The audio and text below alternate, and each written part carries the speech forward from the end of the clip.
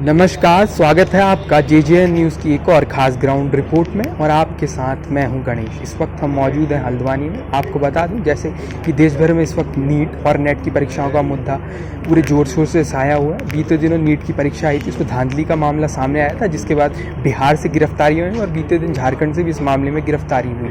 आपको बता दूँ जो नीट की परीक्षा है उसमें लाखों विद्यार्थी इस बार परीक्षा में बैठे थे और जिस तरह की धांधली सामने आई है, 60 से ऊपर बच्चों के पूरे 720 में से 720 अंक आए और एक ही सेंटर पे मल्टीपल बच्चों के पूरे मार्क्स आए, जिसको लेकर ये पूरा मामला पहले सामने आया था। उसका धीरे धीरे जब इसमें जांच की गई तो स्टेप बाय स्टेप इसमें मामले का खुलासा हुआ और बिहार से जब इसमें गिरफ्तारी हुई तो पता लगा कि 30 से 40 लाख रुपए तक लिए गए थे और ये जो पेपर है लोगों को पहले ही जारी कर दिया गया था नीट का, जिसके बाद देश भर में विरोध प्रदर्शन भी हुआ। इसी कड़ी में आज हल्द्वानी में पूर्व विधायक नारायण पाल यहाँ पहुँचे हैं और कोचिंग संस्थान के साथ वो वार्ता करें। तो चलिए जानते हैं इस मुद्दे को लेकर उन लोगों की क्या राय है। पूर्व विधायक नारायण पाल जी से बात करेंगे और साथ ही कोचिंग संस्थान के लोगों से बात करेंगे, इस मुद्दे पर जानेंगे उनकी राय। सर, देश भर में इस वक्त नीट और नेट का मुद्दा छाया हुआ है। आज आपने यहाँ कोचिंग संस्थान के लोगों से चर्चा की, पूरी चर्चा में क्या चीज़ें निकली सामने? नहीं, चर्चा में क्या, मैं तो देखता हूँ कि जो सब लोग बड़ा परेशान हैं, बच्चे के पेरेंट्स परेशान हैं, बच्चे परेशान हैं, उनके पढ़ाने वाले शिक्षक परेशान हैं, देश के जो शिक्षाविद हैं वो परेशान हैं, सब परेशान हैं। कोई कारगर कार्रवाई तो अभी होती दिख नहीं रही है। जो उन्होंने सज़ा का प्रावधान रखा है कि बहुत ज़्यादा ऐसी बात तो की नहीं है जिसमें कोई डर जाए लोग, क्योंकि पहले भी ऐसे कई बार निर्णय लिए हैं सरकार ने, लेकिन ना तो नकल रुक रही है और ना ही इस तरीके का दुराचार जो लोग कर रहे हैं पैसे लेके वो रुक रहा है। जैसे इस तरह के मामले लगातार सामने आ रहे हैं, पेपर लीक के, ये पहली बार नहीं है कि इस तरह का मामला सामने, इससे पहले भी लगातार इस तरह के मामले सामने हैं और इस बार इतने बड़े स्तर पे ये हुआ है, तो उसके बारे में क्या है? मेरे ख्याल से इक्का दुक्का एग्जाम को छोड़ के सब जगह ऐसी ही बातें सामने आ रही हैं और ऐसी बातें सामने आ रही हैं कि इतना दुर्भाग्यपूर्ण है कि बच्चा तैयारी कर रहा है। नीट की तैयारी तो मेरे ख्याल से बहुत लंबे समय से करते हैं लोग, और फिर नेट की भी यही स्थिति है, तो गलत तो हो ही रहा है। अब इससे विधिक रूप से क्या हम निर्णय ले सकते हैं? अब लेंगे भाई, क्योंकि हम तो अप्रोच कर सकते हैं कानून के हिसाब से या वैसे। सर, आपकी तरफ से क्या एक्शन? नहीं, मैं विचार कर रहा हूँ सभी साथियों की ओर से। मैं अभी मेरा कम्युनिकेशन चल रहा है, जो भी यहाँ वो हैं जो बच्चों को पढ़ाने वाली संस्थाएं हैं, ऑर्गेनाइजेशन हैं, उनसे मेरी बात हुई है। ये नीट के लोग बैठे हैं, सीनियर लोग हैं, और भी यहाँ पढ़ाने वाले लोग अभी आपने देखा बैठे ही थे, तो सब चल रहा है। क्योंकि ये ऐसा तो है नहीं कि भाई कोई भी निर्णय ले लिया, ये तो सरकार को ही तय करना है। और यूजीसी जैसी प्रतिष्ठित जो ऑर्गेनाइजेशन है या एनटीए जैसी जिन्होंने ये एग्ज़ाम कंडक्ट कराए हैं, उन पे तो कोई कार्रवाई हो नहीं रही है, तो उन पर ही कार्रवाई होनी चाहिए। व्यक्ति पे जो कार्रवाई हो रही है उससे पहले तो ऑर्गेनाइजेशन पे कार्रवाई होनी चाहिए। तो आज ही हमारे साथी अभी बता रहे थे कि जो नेट का जो वो है जोशी, वो कोई ऑफिसर है, वो इतनी बहस करता है कि गलत बहस करता है, उसे शर्म आनी चाहिए। ऐसे बहुत सारे लोगों को शर्म आनी चाहिए जो इस कथित दुराचार में शामिल हुए। तो लगे हैं, अभी देखते हैं। मैंने ये सोचा है कि 48 घंटे का एक आमरण अनशन करूँ यहाँ पे बुद्ध पार्क में, ऐसा ही मैंने सोचा है। अब ये जो पढ़ाने वाले लोग हैं, टीचर्स हैं, इन्हें भी सक्रिय होना चाहिए इस मामले में, नहीं तो वो पढ़ाते रह जाएंगे और जालसाज जो हैं वो जालसाजी करेंगे।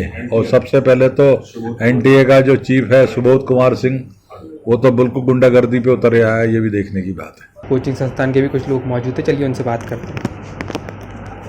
सर, जिस तरह से पूरा मामला सामने आया तो क्या कहना चाहेंगे इस पूरे प्रकरण में, जिस तरह से नीट के एग्ज़ाम में इतनी बड़ी धांधली का मामला सामने? अभी लगातार हिरासत में लोग लिए जा रहे हैं, लगातार लोगों को कस्टोडियन में लिया जा रहा है। अभी झारखंड में 6 लोगों को गिरफ्तारी करी गई है। मामला बिल्कुल साफ़ है, इसमें धांधली हुई है, बड़े स्तर पे धांधली हुई है। मैं चूँकि एक संस्थान को चलाता हूँ इसलिए राजनीतिक बात बिल्कुल नहीं करूँगा, लेकिन मुझे ऐसा लगता है कि बच्चों के भविष्य के साथ में खिलवाड़ हुआ है और इसमें कहीं न कहीं हम लोगों को कानूनी लड़ाई और अपनी याचना सरकार के सामने रखनी होगी और इसके लिए हम किसी भी स्तर तक जाने को तैयार हैं। बच्चों के साथ में, उनके गार्जियंस के साथ में हमारी coaching the NEET IIT academy Haldwani में चल रही है और उस कोचिंग में से ही एक बच्चे के 720 में 720 बच्चे भी आए हैं। बनस्पत उसके 720 में 720 आए हैं, लेकिन मैं और बच्चों के बारे में और उनके एक अच्छे रिज़ल्ट के बारे में उम्मीद कर रहा था, जो कि रिज़ल्ट नहीं आया। उनका कहीं ना कहीं हक मारा गया है और इस हक मारी में वो बच्चों की एक भयंकर मेहनत, रात दिन की मेहनत, चूँकि मैंने साल भर उनको पढ़ाया, 2 साल मैंने पढ़ाया, 11th क्लास से मैंने उनके साथ वर्कआउट किया, तो मैं उनकी मेहनत को आकलन कर रहा हूँ और उनका कहीं ना कहीं नामो निशान नहीं। अच्छा, सबसे बड़ी बात यह है कि जब पिछली बार के अगर रिजल्ट का आकलन किया जाए तो 620 से लेकर 720 तक के 100 नंबर के मार्किंग में 15,000 बच्चे एग्जिस्ट कर रहे थे। इस बार के रिजल्ट में इस 100 नंबर में 65,000 बच्चे आ रहे हैं। 65,000 बच्चे, तो इतनी तो जनसंख्या भी नहीं बढ़ी, इतने नंबर ऑफ कैंडिडेट्स भी नहीं बढ़े, तो फिर इतनी नंबर ऑफ सीट्स कैसे हो गए? तो ये कहीं ना कहीं एक अच्छे लेवल पे है। इसका CBI जांच हो, इसका प्रॉपर तरीके से हर चीज़। भारत में अगर किसी एक कोई अपराध हो जाता है वो भी CBI पे छोड़ दिया जाता है। ये 24 लाख लोगों के साथ में किया गया एक संज्ञेय अपराध है, इसको CBI को सौंपना चाहिए और जो भी जांच एजेंसियां हैं उनको सौंप के, और अगर कोई अपराधी है इस तरीके के कृत्य में लिप्त व्यक्ति पाया जाता है तो उसको एक प्रॉपर सजा देनी चाहिए। ये नहीं कि 2-3 साल की कैद, वो अधिनियम के हिसाब से जो भी हो, लेकिन ऐसी सजा देनी चाहिए कि दोबारा करने से पहले लोग सोचें। जैसे ये पेपर लीक हुआ है, ऐसा नहीं है कि पहली बार इस तरह का पेपर लीक हुआ है। इवन स्टेट एग्जाम या नेशनल पैन इंडिया भी देखे, इससे पहले भी कई बार पेपर लीक हुए हैं। तो उसको लेकर आप क्या कहना चाहेंगे कि लगातार इस तरह के पेपर लीक होते हैं, उस समय सरकार काफ़ी बड़ी दावे करती है, लेकिन फिर वापस से इस तरह के मामले सामने आते हैं और इस बार नीट में इतना बड़ा जो धांधली पूरा मामला सामने, इसको लेकर एक होता है सहनीय पक्ष, एक होता है असहनीय पक्ष। हमारा अगर मान लिया कि हमें 10,000 सीटें नीट में हैं, 2, 4, 5, 10, 100 सीटें तक इधर उधर हो जाती हैं, तो फिर भी हक काफ़ी लोगों को मिल जाते हैं। लेकिन इस बार तो ये असहनीय हो गया। जिन लोगों की कतई कोई उम्मीद नहीं थी उनको मार्क्स मिल रहे हैं, उनको सीट्स अलॉट हो रही हैं।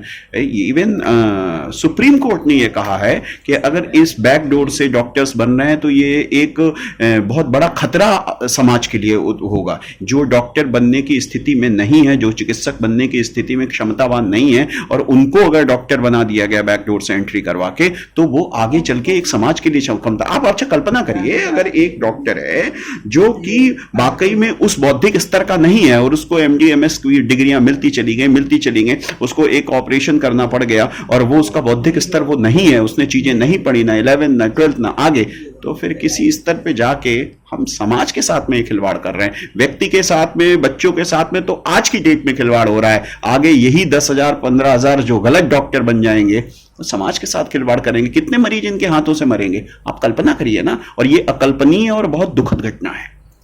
तो देखा आपने हमारी इस खास रिपोर्ट में नीट के मुद्दे को लेकर पूर्व विधायक नारायण पाल जी ने क्या कहा। उन्होंने कहा है कि इस मुद्दे पर उनकी तरफ से जनहित याचिका दायर की जाएगी, साथ ही वो इस पर अनशन को लेकर भी अपना मन बना रहे हैं। साथ ही हमने कोचिंग संस्थान के लोगों से बात की और जाना कि इस मुद्दे पर क्या चाहते हैं। फिलहाल के लिए इस ग्राउंड रिपोर्ट में इतना ही। मैं गणेश अपने सहयोगी नितिन के साथ JJN न्यूज़ हल्द्वानी।